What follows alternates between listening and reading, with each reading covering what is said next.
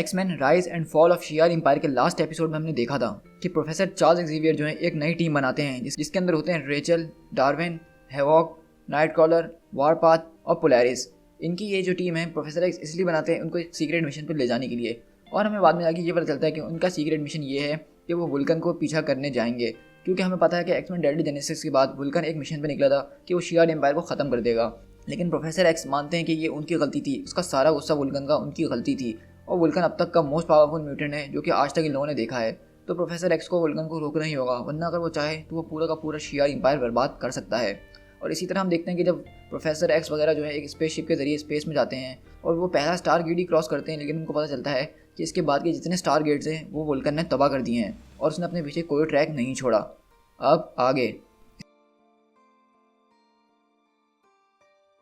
इसका नाम है वुल्कन, जो कि ब्रीफली एक एक्समैन मेंबर हुआ करता था पास्ट के अंदर, लेकिन अब ये बिल्कुल एक अलग ही चीज़ बन चुका है। इसको तुम एक आदमी कह सकते हो या फिर एक पावरफुल म्यूटेंट जो कि अपने एक मिशन पे है और उसका मिशन है बदला, और उन चीज़ों का बदला जो कि इसके साथ हो चुकी हैं इसके वुल्कन बनने से बहुत पहले ही। अभी जो एक गुस्सा आप इसकी नज़रों में देख रहे हैं ये पहले नहीं हुआ करता था। पहले ये सिर्फ एक इनोसेंट बच्चा हुआ करता था जो कि जाना जाता था गैब्रियल समर्स के नाम से, लेकिन उस वक्त इसको अपने ओरिजिन के बारे में नहीं पता था। और अब इसको जब अपना ओरिजिन पता चला कि किस तरह से बचपन में उन एलियंस ने, उन एम्पायर के लोगों ने इसको स्लेवरी के अंदर रखा था और इसके साथ क्या क्या सलूक करा था, जब इसने अपना असली ओरिजिन जान लिया है तो इसके लिए अब ये बहुत ज़्यादा मुश्किल हो गया है कि ये इस बात को बर्दाश्त कर पाए। लेकिन फिर भी ये सिर्फ उसी बारे में सोचा जा रहा है। उसके पेरेंट्स जो थे उनको अर्थ पे से किडनैप कर लिया गया था शियार एडवांस स्काउट के जरिए, और उसकी माँ उस वक्त प्रेग्नेंट थी उससे। उसके फादर ने जो है उसकी माँ को बचाने की एक ख़तरनाक कोशिश करी, लेकिन वो उसमें फेल हो गए और एम्पेरर डेकेन जो उस वहाँ का एम्पेरर हुआ करता था उसने उसकी माँ को मार दिया और साथ में उसको उसके पेट से निकाल लिया, और अभी वो पूरा पला बड़ा भी नहीं था और उसको एक ऐसे इंक्यूबेशन एक्सीलरेटर में डाल दिया जहाँ पे वो कुछ महीनों में इतना बड़ा हो गया कि वो एक गुलाम के तौर पे इस्तेमाल किया जा सके। ये सारी चीज़ें एक इंसान को गुस्सा दिलाने के लिए बहुत ज़्यादा होती हैं, ये एक डिज़ास्टर क्रिएट कर सकती हैं, लेकिन इसके अलावा उसके दिमाग में वो सारी इमेजेस वैसी की वैसी साफ़ सुथरी हैं। वो देख सकता है कि किस तरह से शियार के थ्रोन रूम के अंदर उसकी माँ की लाश के ऊपर खड़े होकर एक मैड एम्पेरर हंस रहा है। ये मैडनेस इतनी है कि वो एक आदमी जैसे कि वुल्कन उसको इस ग्रेट ब्लैकनेस ऑफ स्पेस के अंदर ले आता है सिर्फ ढूंढने के लिए कि उसके माँ का कातिल एम्पेरर डेकिन कहाँ है। लेकिन जैसे जैसे दिन गुजरते जा रहे हैं वो सिर्फ यही बात सोचता है बार बार कि काश उसने ये गलती ना की होती, काश उसने मार्वल गर्ल और प्रोफेसर के जरिए अपना सच ना जाना होता, तो आज वो इस बारे में यहाँ पे सोच नहीं रहा होता। क्योंकि अब अपने दिमाग से ये वो तस्वीरें नहीं निकाल सकता है जो उसने एक बार देख ली हैं। अब जो है ये उनको जला के राख कर देगा इसके बदले में। वो बहुत पहले ये बात भूल चुका है कि इस वक्त क्या टाइम हो रहा है और कौन सा दिन है। जैसे ही वो शियार एम्पायर के पहले जहाँ से टकराया था वो ये भूल गया था कि यहाँ पे अब कौन सा वक्त चल रहा है और क्या चल रहा है। लेकिन उसको अर्थ छोड़े हुए कम से कम एक हफ्ता तो हो चुका है, इस बारे में वो श्योर है। वो लोग इसके लिए प्रिपेयर्ड नहीं हैं और ये उसी बात का फ़ायदा उठाने वाला है। ये इसके लिए बहुत ज़्यादा आसान होने वाला है। शियार के लोगों को अगर से लड़ना है तो उनके पास कुछ और भी होना चाहिए इससे बढ़कर। इस तरह हम देख सकते हैं कि इस कॉमिक के अंदर हमें पूरी वुल्कन का एक ओरिजिन बताया गया और किस तरह से वो गैलेक्सीज को चीरता हुआ शियार एम्पायर की तरफ बढ़ रहा है।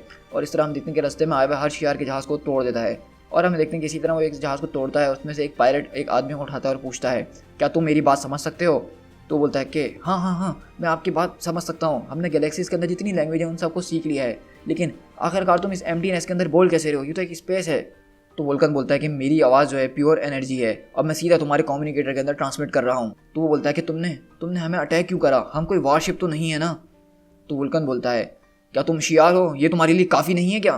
तो वो बोलता है कि लेकिन शियार एम्पायर तो अर्थ के लिए अब कोई ख़तरा नहीं है, ये बात तो बहुत ज़्यादा पुरानी हो चुकी है, अब हम लोग किसी को थ्रेट नहीं पहुँचा रहे। तो वुल्कन बोलता है तो इसका क्या मतलब है, क्या तुम लोग जो मेरे साथ किया वो उन सबको मैं ऐसे ही भूल जाऊँ, मुझे ऐसा नहीं लगता। और अब अगर तुम्हें जीना है तो मुझे ये बताओ कि तुम्हारा शियार का थ्रोन वर्ल्ड यहाँ से कितनी और दूर है। तो वो बोलता है कि अर्थ के रहने वाले तुम कभी भी वहाँ तक जिंदा नहीं पहुँच पाओगे, थ्रोन वर्ल्ड का डिफेंसेस जो हैं वो गैलेक्टस को भी काफ़ी दिन तक रोक कर रख सकते हैं, तो तुम तो फिर बहुत ही छोटी चीज़ हो। तो वुल्कन पूछता है तो तुम्हारा यही जवाब है, क्या तुम मरना चाहोगे उस करप्ट एम्पायर के लिए। तो बोलता है कि नहीं, मैं तुम्हें बताऊंगा जो तुमने मुझसे पूछा है, मुझे मत मारो। तो बताता है कि जिस स्पीड से तुम जा रहे हो ये काफ़ी ज़्यादा तेज़ है, लेकिन इस स्पीड के साथ भी तुम्हें बहुत सारे साइकिल ईयर्स लग जाएंगे वहाँ तक पहुँचने में, तो वहाँ पे सबसे आसान जो तरीका है पहुँचने के लिए वो स्टार गेट्स हैं। तो वुल्कन पूछता है स्टार गेट्स ये क्या है और उसको किस तरह से यूज़ कर सकता हूँ मैं। तो वो बताता है कि सिर्फ शियार एम्पायर का जो वैसेल होगा, जो जहाज़ होगा, वही उस गेट्स को एक्टिवेट कर सकता है। और अगर कोई अकेला बंदा इस तरह उड़ता हुआ उसकी तरफ चले जाए और ये समझ रहा हो कि वो उसके लिए खुल जाएगा, तो ऐसा बिल्कुल भी नहीं होगा, स्टार गेट उसके लिए नहीं खुलेंगे। तो वुल्कन बोलता है तो इसका मतलब ये है कि मुझे अब एक और शिप ढूंढना पड़ेगा, क्योंकि मुझे कुछ बिजनेस की बात करनी है तुम्हारे एम्पेरर डेकिन से, और मैं इसके लिए इतने सालों तक नहीं रुक सकता हूँ। वो बोलता है कि डेकिन तुम तो पहले ही बहुत ज़्यादा देर कर चुके हो, डेकिन तो बहुत पहले वहाँ से हट चुका है, अब वो वहाँ का एम्पायर नहीं है, अब तो वह बस मरने के करीब है। लिलांड्रा है वहाँ की एम्प्रेस, शियार की एम्प्रेस। तो वुल्कन बोलता है कि क्या तुम ये मुझसे क्या कह रहे हो? तो वो बोलता है कि अर्थ के रहने वाले, तुम एक गोस्ट के ऊपर अपना वेंजेंस शो कर रहे हो, ये गुस्सा तुम एक हिस्ट्री के ऊपर निकाल रहे हो, अब वो चीज़ है ही नहीं जिसके पीछे तुम जा रहे हो। तो वुल्कन बोलता है कि नहीं, मैं अपना सारा गुस्सा तुम पे निकालूंगा। और हम देखते हैं कि वुल्कन एक बहुत ज़ोरदार ब्लास्ट मारता है जिसकी वजह से वो आदमी वहाँ पे जल के राख हो जाता है। तो वुल्कन वहाँ पे सोच में पड़ जाता है और बोलता है कि अगर वो वहाँ पे नहीं है तो तब भी मैं जाके उसका बदला ज़रूर लूँगा, चाहे वहाँ पे डेकिन हो या नहीं, उसके लोग तो हैं ना, और लिलांड्रा वो उसकी जगह पर आके बैठिए तो उसको इसकी कीमत चुकानी पड़ेगी। लेकिन पहले जिस तरह के इस फूल ने मुझसे कहा, मुझे एक शिप की ज़रूरत है। और फिर हम वहीं पे देखते हैं कि एक आवाज़ जो ये हमारी स्टोरी सुना रही होती है और वो बताती है कि जैसे कि हमें पता है कि वुल्कन को एक बड़ी मैसिव म्यूटेंट एनर्जी ने आके हिट करा, जिसकी वजह से ना कि वुल्कन की सिर्फ आँख खुली बल्कि वो मौत के मुंह से निकल कर आया है। इसकी वजह से उसकी एबिलिटीज़ जो है बढ़कर ओमेगा लेवल से भी ज़्यादा हो चुकी हैं। और अब उसको याद आ चुका है कि उसकी ट्रेनिंग के दिन क्या थे। उसको हर वो बात याद है जो प्रोफेसर एक्जीवियर ने उससे ट्रेनिंग के दौरान कही थी। और अब वो उसी की मदद से अपनी आंखें बंद करके इस एम्प्टीनेस, इस ब्लैकनेस के अंदर भी ढूंढ सकता है हर छोटी चीज़ को भी। और वो यहाँ पे खड़ा होकर तब तक ये फील करता रहा जब तक उसको एक पावर सेल की पल्स बहुत दूर से कहीं महसूस होने लग गई। उसको बहुत स्लो सी हार्ट बीट सुनाई देने लगी 3 शियार के लोगों की। और उसके बाद फॉलो करना उनको बहुत आसान काम था उसके लिए। लेकिन ये वेसल्स कोई आम वेसल्स नहीं थी, ये वॉरशिप्स थे। और ये बिल्कुल भी हेसिटेट नहीं करते हैं किसी के ऊपर अटैक करने से। और इसी तरह हम देखते हैं कि वो शिप जो है वुल्कन के ऊपर अटैक कर रहे होते हैं मिसाइल से। ये वुल्कन के लिए एक फ़ाइट साबित हो सकती है कम से कम। ये लोग अगर मरेंगे भी तो लड़ते हुए मरेंगे, ये अपनी डेथ को खुद गले लगाएंगे। लेकिन उसको कम से कम इसमें से एक शिप बचानी होगी और उसको उसके क्रू मेंबर्स भी बचाने होंगे ताकि वो उनके ऊपर अपना हुक्म चला सके और वो उसकी खिदमत कर सकें। और ये आखिरकार ये सब करेगा कैसे? उसको उसके फादर की मेमोरीज़ क्या बताती हैं कि उसके फादर ने शियार एम्पायर के साथ कैसे क्या क्या किया था। वो रिस्पेक्ट करते हैं उस चीज़ का जो उनको हरा दे, वो रिस्पेक्ट उस चीज़ की करते हैं जो उनको डरा दे। इसको ये करने के लिए बहुत ज़्यादा एनर्जी की ज़रूरत होगी, लेकिन ये फिर भी करेगा। लेकिन इसको पता नहीं है कि ये जो करेगा उससे बात बनेगी भी या नहीं बनेगी, लेकिन फिर भी ये ट्राई तो करेगा। वो उन दोनों शिप्स के पास गया और उनके एनर्जी सोर्स को इसको टच किया और उसे टच करते ही उनके एनर्जी सोर्सेज, उनकी पावर को डाउन कर दिया कम्प्लीटली। वेपन, लाइफ सपोर्ट और आर्टिफिशियल ग्रेविटी सब के सब उसी वक्त बंद हो गए इंजन के साथ साथ। और इस तरह उनके 2 वारशिप जो हैं अंधेरे में चले गए और एक दूसरे की तरफ ड्रिफ्ट करते रहे जब तक कि वो एक दूसरे से टकरा नहीं गए। और उसके अंदर जो बची कुची अब एनर्जी रह गई थी उसके ज़रिए उसने अपनी वॉइस को उनके टेलीकॉम सिस्टम तक पहुंचाया और उनको एक मैसेज देने की कोशिश करी। और हम देखते हैं कि वुल्कन बोलता है कि हेल टू द शियार वॉरशिप, तुम्हारे पास अब सिर्फ 2 चॉइसेस हैं। या तो तुम अपने कंपेनियंस को ज्वाइन कर सकते हो और मर सकते हो, या फिर तुम लोग सरेंडर करोगे और इस जहाज़ का कमांड मुझे दे दोगे। तुम्हारे पास सिर्फ 1 मिनट है डिसाइड करने के लिए। और इसी तरह हम देखते हैं उस जहाज़ के अंदर जो कैप्टन होता है उससे लोग पूछ रहे होते हैं कि कैप्टन बताइए अब हम क्या करें। तो कैप्टन पूछते हैं कि अब हम क्या करें, हम लोग हार चुके हैं। और इस तरह हम देखते हैं कि वुल्कन को वो लोग उस जहाज़ के अंदर बुलाते हैं। उनका जो कैप्टन होता है बोलता है कि हेल ग्रेट वॉरियर, और उसको वो एक ब्लेड पेश करता है और बोलता है कि ये वारबर्ड जो है अब आपका हुआ, आपने एक कॉम्बैट टेस्ट जीत लिया है, आपने प्रूव कर दिया है कि आप ही विनर हैं। तो वुल्कन बोलता है कि इस तलवार को तुम ही रखो कैप्टन, मुझे इसकी कोई ज़रूरत नहीं है, और हो सकता है कि फ्यूचर में कभी ना कभी तुम ही इस तलवार के ऊपर गिरने वाले हो।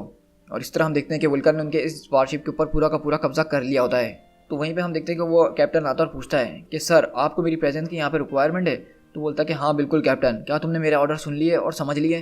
तो बोलता है कि बिल्कुल आपके ऑर्डर्स को फॉलो किया जाएगा ग्रेट वुल्कन, लेकिन मुझे फिर भी एक बात समझ में नहीं आ रही कि हम स्टार गेट्स को डिस्ट्रॉय करते हुए क्यों आगे बढ़े।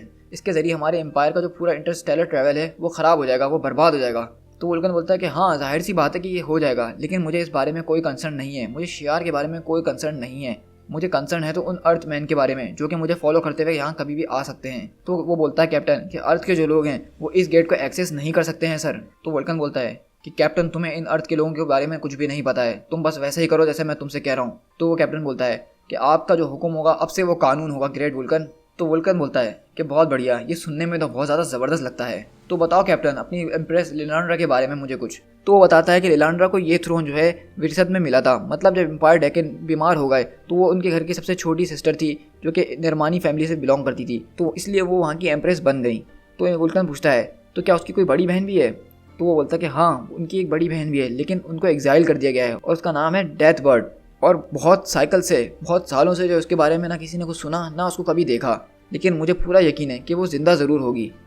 तो वुल्कन बोलता है कि इंटरेस्टिंग, और बोलता है कि हैव अ सीट कैप्टन, और अब जो हो तो मुझे बैठ के क्रैश कोर्स हिस्ट्री देने वाले हो शियार एम्पायर की, मुझे उस हर चीज़ के बारे में जानना है जिसके मैं ख़िलाफ़ हूँ। तो वो वहाँ पे बैठते बोलता है कि बिल्कुल ग्रेट वुल्कन, आप जो चाहें मैं आपको बताऊँगा। दिन गुजरते गए और वुल्कन की जो नॉलेज थी शियार एम्पायर के लिए वो दिन पर दिन बढ़ती गई। जैसे जैसे वुल्कन का शिप आगे बढ़ता गया वो अपने पीछे सिर्फ तबाही और बर्बादी छोड़ता गया। शियार के पूरे स्पेस के अंदर बर्बादी दिखने लग गई। और वो अपनी कमांड सीट पे बैठ के हर वो चीज़ देख रहा होता था और वो ये जान रहा होता था कि हर अटैक के बाद उसकी नॉलेज बढ़ते ही जा रही है। और वो ये भी जान गया था कि उसका फियर और उसका रूमर अब तक थ्रोन वर्ल्ड पे पहुंच ही गया होगा। और वो ये भी जान चुका था कि अब उसने एक परफेक्ट प्लान बना लिया है। और इसी तरह हम देखते हैं कि वुल्कन का जहाज़ एक और स्टार गेट के अंदर से क्रॉस होता है और कैप्टन बताता है उसका कि सर अब हम जो है इनर रेल्म्स के अंदर आ चुके हैं शियार एम्पायर के। तो वुल्कन बोलता है कि इस दरवाजे को उड़ा दो। तो कैप्टन बोलता है कि जैसा आप कहें सर। और इस तरह हम देखते हैं कि जैसे ही वुल्कन उस स्टार गेट से निकलता है वो पूरा का पूरा स्टार गेट वहाँ से उड़ा देता है। तो वहीं पर वुल्कन बोलता है कि अब तैयारी करो बॉर्डर्स को तोड़ने की, उनके अंदर घुसने की। तो उनका एक आदमी खड़ा होकर बोलता है कि सर यहाँ पे कोई शिप्स वगैरह नहीं है हमारे स्कैन के अंदर। लेकिन तभी दूसरे आदमी उसकी बात काटते बोलता है कि सर हम पे हमला हो रहा है। तो कैप्टन पूछता है कि हमला, कौन से जहाज़ हम पे हमला कर रहे हैं। तो वो बोलता है कि सर यहाँ पे कोई शिप तो नहीं है लेकिन हमारे ऊपर हमला हो रहा है स्पेस से। तो वुल्कन बोलता है कि अच्छा ऐसी बात है तो ज़रा मुझे भी दिखाओ, उनको कॉम्स के ऊपर लाओ, मैं भी देखूँ ज़रा ये हैं कौन। तो वो आदमी बोलता है कि बिल्कुल ग्रेट वुल्कन, जैसा आप कहें। और वहाँ से मैसेज आता है कि कैप्टन ऑफ द शियार वारबर्ड मकाडो, तुम जो हो गद्दारी के जुर्म में गिरफ्तार किए जाते हो, तो इसलिए हमारा ऑर्डर मानो और इस वेसल को सरेंडर कर दो और बाकी की जजमेंट के लिए हमारे साथ चलो या फिर फेस करो इंपीरियल गार्ड की पावर को। और इस तरह हम देखते हैं कि यहाँ पे शियार का इंपीरियल गार्ड जो है इनकी शिप की तरफ आ रहा होता है, जिसके अंदर मेरा मोस्ट फेवरेट सुपर हीरो है जिसका नाम है ग्लैडिएटर।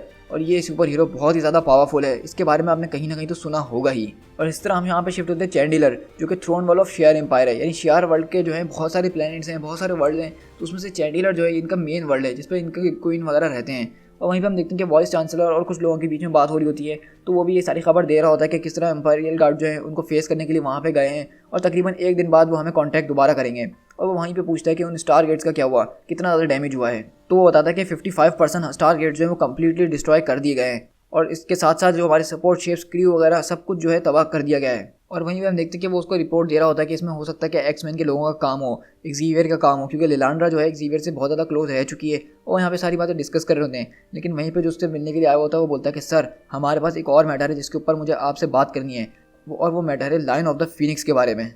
और फिर वहीं पर हम शिफ्ट होते हैं एक्सीवियर की टीम के पास और हम देखते हैं हैवॉक पूछता है कि हम यहाँ पे क्या देख रहे हैं, क्या यहाँ पे रास्ता खुला है।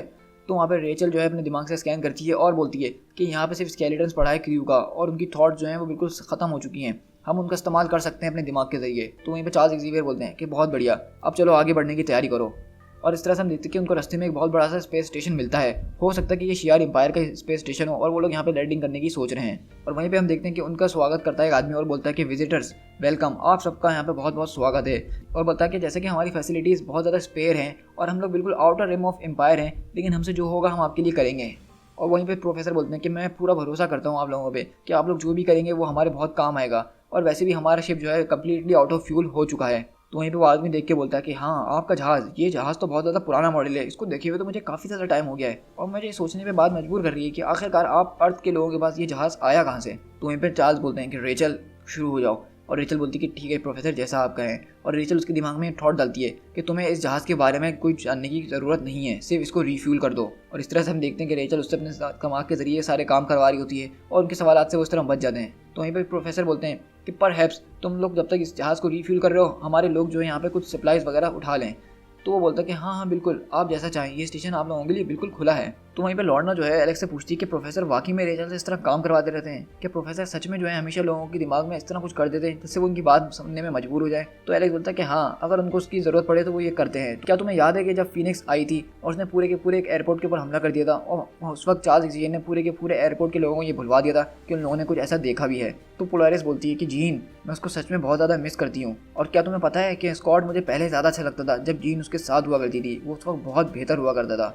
तो एलेक्स बोलता है कि हाँ ये तो मैं भी सोचता हूँ। तो एलेक्स बोलता है लेकिन हमें ये बात नहीं भूलनी चाहिए कि वो शियार के लोग थे जिसने उसको फर्स्ट टाइम मारा था, यानी जीन को मारा था। और हमें ये बात भी नहीं भूलनी चाहिए कि वो प्रोफेसर एक्स के साथ भी ऐसा कुछ कर सकते हैं जैसे ही उनको कोई चांस मिलेगा। तो एलेक्स बोलता है कि इसलिए मुझे नहीं लगता कि अगर प्रोफेसर एक्स कुछ दिमाग के साथ थोड़ा बहुत खेल लें तो ये बुरा है, ये इनकी ग्रैंड स्कीम का ही हिस्सा है। तो पोलारिस बोलती है कि नहीं, मुझे ऐसा नहीं लगता। वहीं पर नाइट कॉलर और डार्विन के पास शिफ्ट होते हैं, जहाँ पे नाइट कॉलर पूछता है क्या तुम्हें कोई चीज़ मसला कर रही है मेरे दोस्त। तो डार्विन बोलता है कि हाँ कुछ चीज़ें मुझे परेशान कर रही हैं एक्चुअली नाइट कॉलर, जैसे कि प्रोफेसर मुझे इस तरह से ट्रीट कर रहे हैं जैसे कि मैं एक छोटा बच्चा हूँ। हमें स्पेस में आए हुए तकरीबन 1 हफ्ता हो चुका है और उन्होंने अब तक मुझे अपनी नज़र से कहीं दूर जाने भी नहीं दिया। तो कर्ट बोलता है कि वो जो है ओवर प्रोटेक्टिव हो रहे हैं डार्विन, इस बात से मैं एग्री करता हूँ, लेकिन ये भी तो देखो कि तुम अभी यहाँ पे नए नए आए हो। तो वो बोलता है कि हाँ तुम्हारी बात ठीक है, लेकिन मुझे ये बहुत देख के हैरानी होती है कि वो मुझे तुम्हारे बगैर भी यहाँ पे जाने नहीं दे रहे।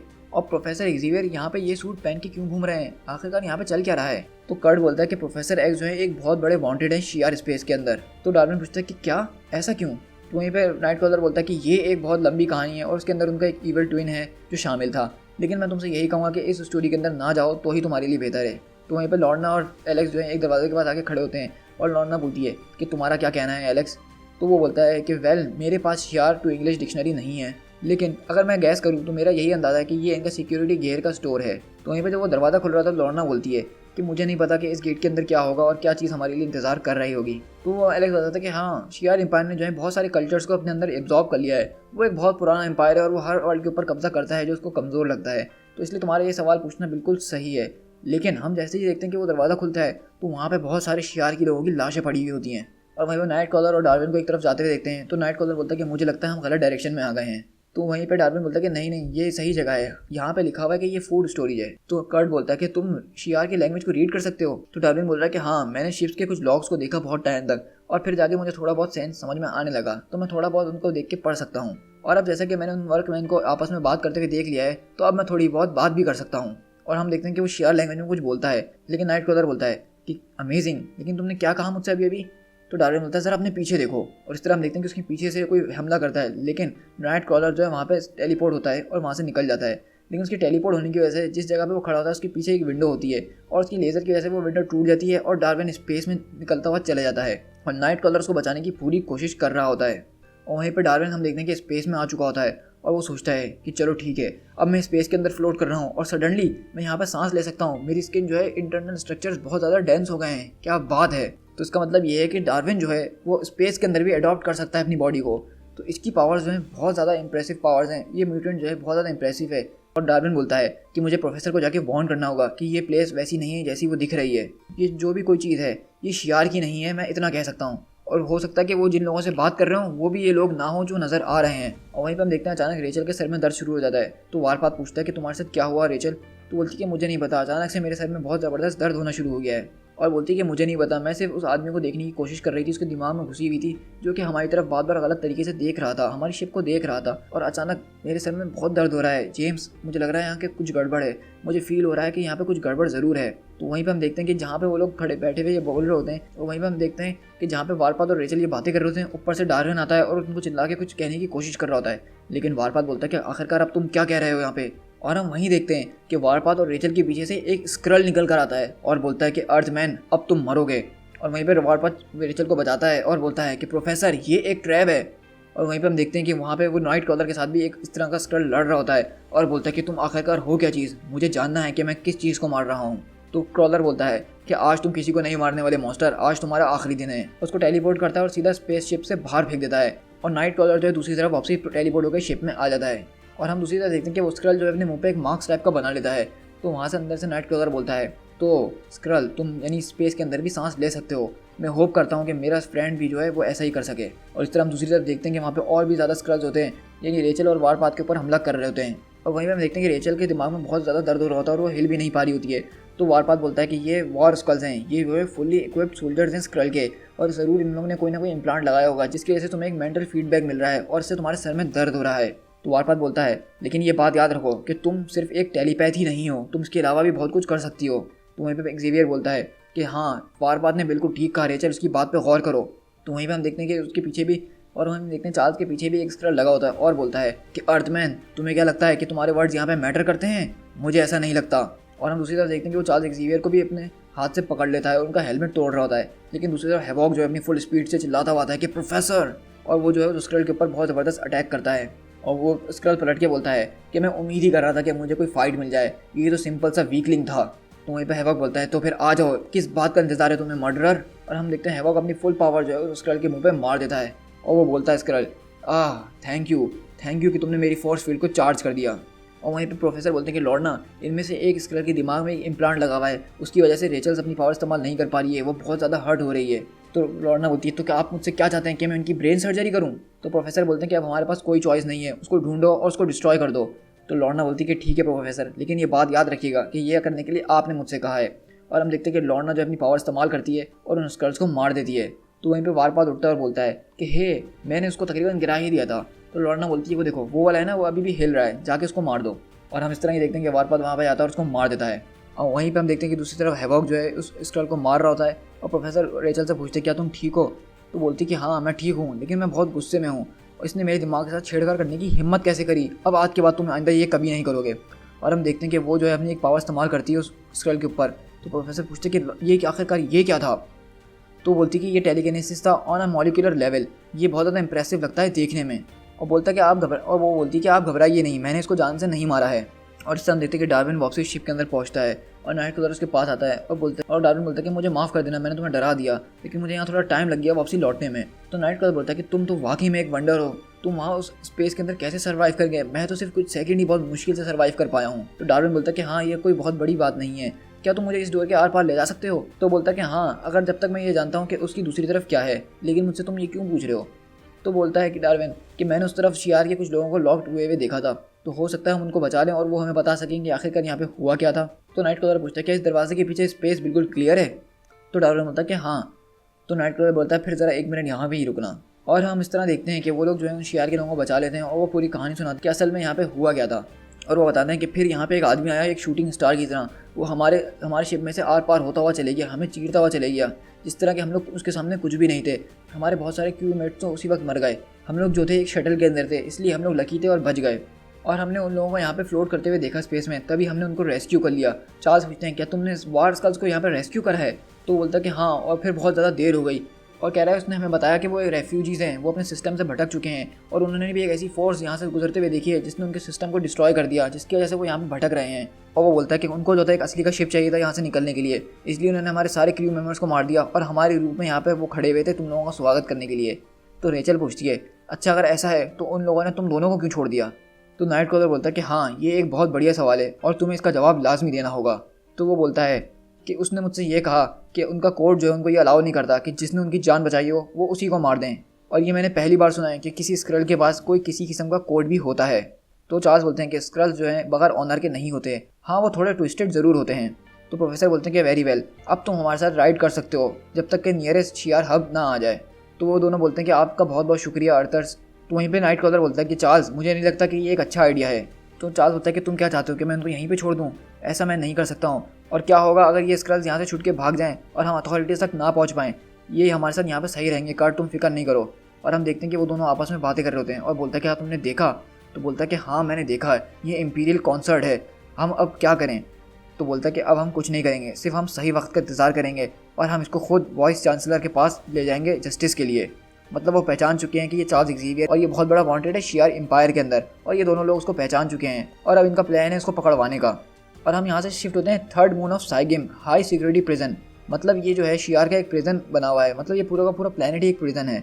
और यहाँ पे हम देखते हैं कि एक आदमी जो है जंजीरों के अंदर लटका हुआ होता है जेल के अंदर, और वो बोलता है कि तुम्हें आखिरकार मुझसे अब चाहिए क्या। और वो आदमी बोलता है उसके सामने जो खड़ा होता है, क्या तुम जानते हो कि मैं कौन हूँ। तो वो बोलता है कि हाँ तुम वही आदमी हो जिसने मुझे यहाँ पे डाला है। तो वो बोलता है कि मैं इससे कुछ ज़्यादा हूँ, मैं वो भी हूँ जिसने तुम्हारे भाई और तुम्हारी माँ को मारा है, और पिछले 500 साल से मेरे प्रीडिसेसर भी तुम रूक शेयर के लोगों के साथ यही करते हुए आ रहे हैं। जब भी हम तुम लोगों को देखते हैं हम तुम्हारा यही हाल करते हैं, लेकिन तुम कॉर्वस, तुम अपनी नस्ल के आखिरी इंसान हो। और क्या तुम जानना चाहते हो कि मैंने तुम्हें क्यों जिंदा रहने दिया। तो बोलता है कि नहीं मुझे नहीं जानना, लेकिन वो फिर भी बताता है और बोलता है क्योंकि मैंने तुम्हें इसलिए बचाया क्योंकि मुझे पता था कि एक ना एक दिन ऐसा ज़रूर आएगा जब मुझे तुम्हारी ज़रूरत पड़ेगी, और अब वो दिन आ चुका है। तो तुम्हारा क्या ख्याल है तुम्हारे इस सेंटेंस को ख़त्म कर दिया जाए और तुम स्टार्स के बीच फ्रीली घूम सको। तो वह पूछता है कि आखिरकार मुझे इसके लिए करना क्या होगा। तो वो बोलता है कि तुम्हें क्या लगता है कि तुम्हें क्या करना होगा। तुम्हें बस वही करना है जो एक ब्लेड ऑफ फिनिक्स कर सकता है। To be continued.